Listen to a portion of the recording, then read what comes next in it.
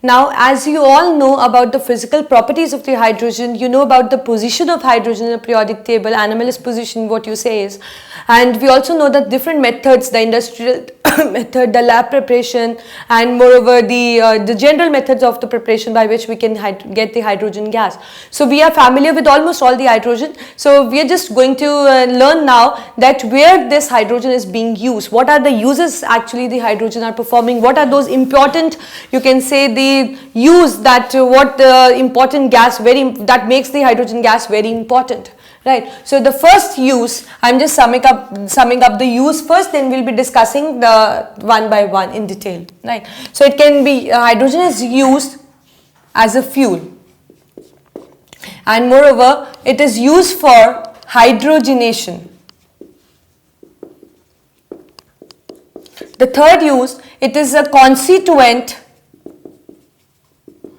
of many compounds. That means it acts as a, you can say, the constituent. That means there are many compounds which contain hydrogen as a constituent. Moreover, it leads to the formation of many important compounds as well. It is used in extraction, of metals, right? It is used in producing the oxyhydrogen flame, which is a very important. We'll be taking up, as I told you, we'll be taking these uses one by one, so that you should know that how they are performed, how hydrogen is performing an important use. So it is being used in oxyhydrogen flame. It is used in a very important reaction, that is the oxidation reduction reaction. Right, so these are the uses actually which I have listed for you for the hydrogen. We'll be taking up these uses again and again, and and also along with that what is the basic property of the hydrogen which is making the hydrogen used as or you can say serving this use, right? So the first property is fuel. We know that fuel is a substance which on burning produce energy, right? So obviously the hydrogen on burning might be producing energy. That is why it is used as fuel. So the question must be striking in your mind that in which forms it is used as a fuel. So it is used in the different forms, that is the coal gas, the water gas, and obviously the liquid hydrogen. So in many you can say the areas, the coal gas, water gas and liquid gas are used as a fuel, and they are used as a fuel because they contain hydrogen. So what is the basic property behind the hydrogen that it is used as a fuel? The main property is that when hydrogen is burnt, it produces a lot of energy. That means the reaction of H2 when it is burned in presence of oxygen, H2 plus O2, it leads to the formation, you can say the production of more amount of energy. The reaction is being exothermic, and this energy make it used as a fuel.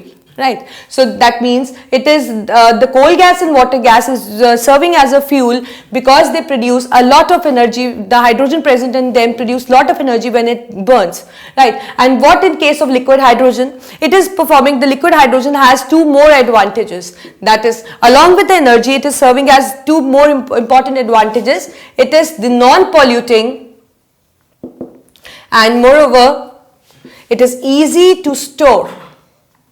So due to these reasons, the hydrogen is, you can say, acting as a fuel in the form of coal gas, water gas and liquid hydrogen. Right, now you must be just summed up many examples in your mind that yes, their liquid hydrogen is used, their water gas is used, their coal gas is used. So the basic reason behind the use is that the energy the hydrogen produced on burning. Right, so the second is hydrogenation. Now what is this? So before we start the hydrogenation, you need to know that what kind of reaction is hydrogenation. As you know that we have the combination reaction, we have the displacement reaction, we have the double displacement reaction, we have addition reaction, we have substitution reaction. So there are different kinds of reaction. So out of them, hydrogenation is what kind of reaction? So first of all, you should know it is an addition kind of reaction. It is a addition reaction. As the name suggests, that means in this something is going to add up. So nothing is eliminated, only we are adding something to the reactant to form a desired product. And what is that something? That is hydrogen. Hydrogenation means addition of hydrogen. Right. So the second question, the second important aspect of this reaction, you should know that addition reactions are never shown by the alkanes. It is the property of the unsaturated compounds that contain the, you can say, an extra bond. So that means it is shown by the compounds, carbon compounds, mostly by the carbon compounds, that is the alkenes and alkynes. That means they have double bond and then minimum one triple bond is present. As you can say, there is one extra bond. In this case, there is two extra bond. That is why they can just, you can say, break their bond and link the extra atoms of hydrogen. Right. So what is actually this use? You will be studying alkanes, alkenes in the 10th as well at the highest standard. But just for your sake that you should know that addition reactions are carried only in case of unsaturated compounds, I have told you. So if you can remember, it is very good that if you can just remember these names, and the reason, as I told you, that they contain this the extra bond so that they can link the extra hydrogen atoms, right? So otherwise, what is the hydrogenation of oils called? Hydrogenation of oils. It is actually a conversion of unsaturated compound, that means a compound which contains double or triple bond, minimum one double or triple bond, can be two also, but the minimum requirement is one double or one triple bond. What we are adding? We are adding hydrogen to it. The reaction won't occur like this. There is a need of catalyst, and the catalyst uses mostly a nickel, right? And a high temperature is required. So what is going to happen? Hydrogen is just going to add up in this unsaturated compound, turning into a saturated compound. That means a single bond carbon compound.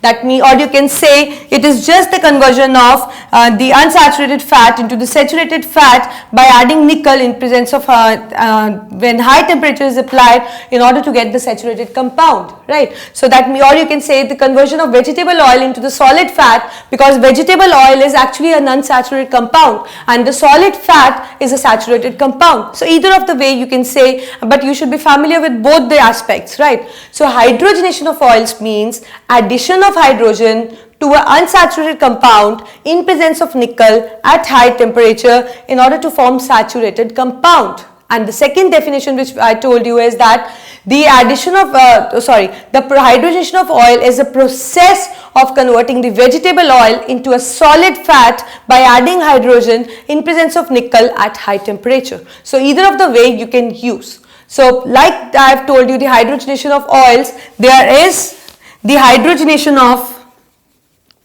coal as well that take place. So what happens? In coal we add hydrogen, again a catalyst, a suitable temperature and high pressure is required. So what happens? The coal gets transformed into a compound which is similar to the petroleum. That means which has high percentage of hydrogen.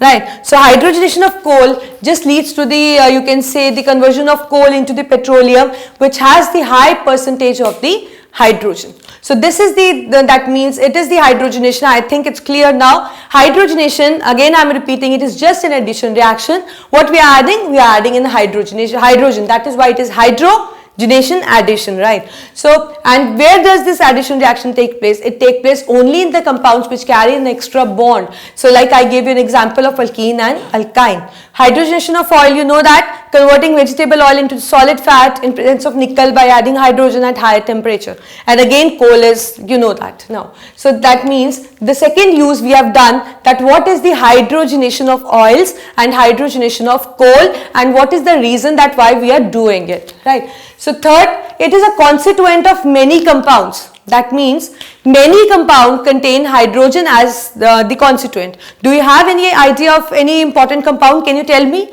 Yes, you are right. The very important compound, that is ammonia. And the formation of ammonia is the Haber's process. So in this, the constituent is, again, the important the inflammable gas that we are considering, that is the hydrogen. So that means it is serving as a constituent of many compounds. Moreover, it just leads to the formation of many compounds. As you know that most of the, you can say, the compounds which are found in plants and animals are hydrocarbons. So what are actually hydrocarbons?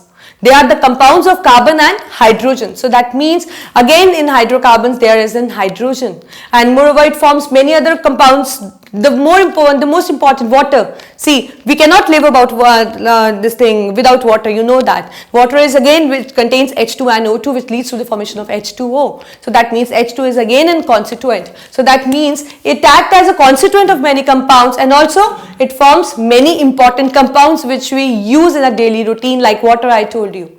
And next, it is used in extraction of metals. As you know that the metals do not get in nature as such, as they are reactive, so they occur in a combined form, you know that, and that combined form is called as ore. Right. So there are you can say the different processes by which we can obtain the pure metal, and those processes are just summed up under the phenomena called metallurgy. Right. So what we do, we just take an ore, first we remove the impurities, then that means we concentrate the ore. Second is we do the oxidation, that means that ore gets converted into the metal oxide. For example, I am stating an example, it will be clear to you. Suppose I got an ore, I say that there is a bauxite ore, right? Bauxite ore is an ore of aluminium, right? So we just got the bauxite ore. So what is going to happen? We are just going to remove that ore from the earth crust. So along what we'll get to see with the ore, there will be an impurities, there will be you can say the termites and all, we'll get to see that. So first of all, what we have to do, we just have to remove that plants, soil, everything which is just attached with the ore, so that we can get the substance from which only the metal can be extracted. That is called as concentration of ore, right? So when you have concentrated the ore, you have just removed the soil, the plants, or anything which was present in the earth crust which was attached to the ore, you have just removed it. So that means you have concentrated the ore. The second step what we do is the oxidation. That means that, as I told you, that it was an aluminium ore. So that means after concentration of ore, you need to convert it into, you have to follow certain kind of processes, so that you just convert into the metal oxide. So we know that it was an aluminium ore, so we have the aluminium oxide. This step is called as oxidation. And the third what we do is, because we need the metal in a pure form, so what we do is, we do certain kind of reactions in which the aluminium and oxygen, or you can say any metal or oxygen, just get detached. This process is called as reduction. And then when we obtain this metal, we just further purify it and use it in a ready to use form. This is just out of syllabus, we'll be doing in the next higher classes, but still I told you, because I'm going to mention the name extraction, so you should know what the extraction is actually and why it is needed, and how the hydrogen is serving as a main use in extraction. Right. So as I told you, there are many methods, many steps which has to be followed in the metallurgy, that is the concentration, oxidation, reduction and refining. Right. So hydrogen would serve in the important use in the extraction of metal, and what is that use? That is reduction. That means it helps, you can say, it helps in just removing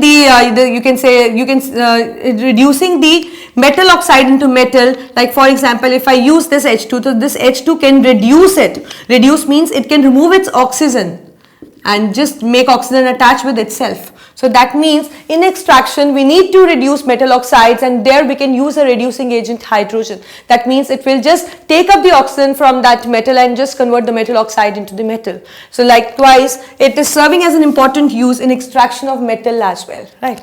So the next use is oxyhydrogen flame. This also is an important, performing an important function in case of welding. So what is that? See, when oxygen is burned in the atmosphere of hydrogen, as I told you, it is an exothermic reaction. So when oxygen is burned in the atmosphere of hydrogen, it leads to the formation of oxyhydrogen flame. Right, and you know that the reaction is exothermic. So where that exothermic, or you can say the energy, is being utilized, it is utilized in the cutting and welding purpose. So oxyhydrogen flame is simple, a flame which is obtained by burning oxygen in the atmosphere of hydrogen. And when somebody asks you that what is the property that it is acting as, or you can say it is being used in the welding and cutting purpose, is that the energy it produces, right? And what is that, where this energy is being used, it is used in cutting and welding purpose. So simple. So that means you know that what is oxyhydrogen flame and where it is used, and what property of the hydrogen is just making it used in the welding and the cutting purpose, right? So the last use we have is oxidation and reduction. As I told you, when we did addition, I told you there are many reactions, and we just covered in the chemistry before also that we have many kinds of chemical reaction: combination, decomposition, displacement, double decomposition, neutralization, precipitation. There are many reactions, and in that we studied the redox reaction as well, which is the combination of reduction and oxidation. So how we used to define that reduction and oxidation? I think you remember that on the basis of classical concept, we just define it that removal of hydrogen is oxidation and addition of hydrogen is reduction. Because I am just considering the hydrogen in this case, otherwise we have the definition for oxygen as well. Like in oxidation, it is addition of oxygen and removal of hydrogen, and in reduction, it is addition of hydrogen and removal of oxygen, just vice versa of the oxidation, right?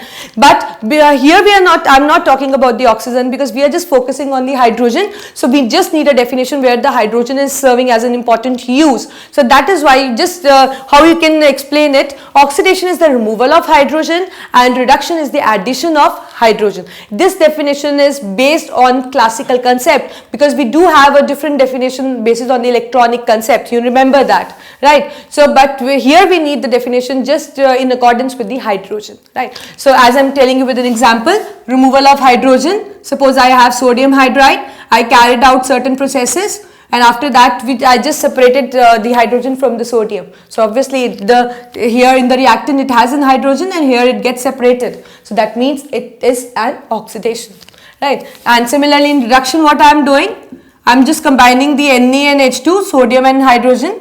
It leads to the formation of sodium hydride. So what happens in the reactant, the Na is not having H, but in the product it do have H. So that means it is the addition of hydrogen, that is the reduction.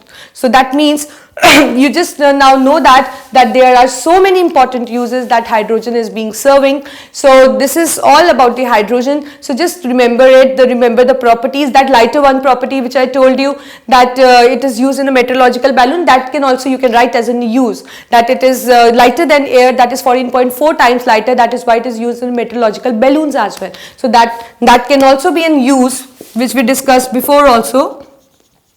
Nowadays it has been replaced by helium in the meteorological balloons, but still the hydrogen has the property to be used as a gas in the meteorological balloon. So we will be listing this as an example, right? So these are all the uses which we have done. Just don't forget about the properties, that it is an inflammable gas, who gave its name, who first synthesized it, what is the hydrogen. I think you can just recall it again. So just go through the chapter once more and everything will be on your tips.